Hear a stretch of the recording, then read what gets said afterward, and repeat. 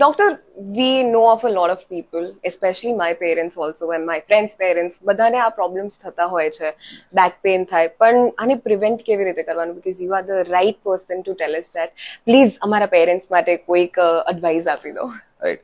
સો ઉંમર વધે છે, આપણે પ્રિવેન્ટ કરી શકવાના કે રોકી શકવાના નથી. ઓફકોર્સ.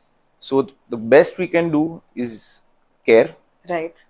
એન્ડ સમ રિસ્ટ્રિક્શન્સ જે ફોલો કરવા જોઈએ as we age. Right. Because as we age the spine આપણી છે, જે બી હાડકાઓ છે, જે ગ્રેજ્યુઅલી આપણે ગમે તેટલું સપ્લિમેન્ટ્સ ને કેલ્શિયમ ને બધું લેતા હોઈએ તો બી it is not going to get back the strength it was જ્યારે તમે 20 વર્ષના હતા. ઓફકોર્સ.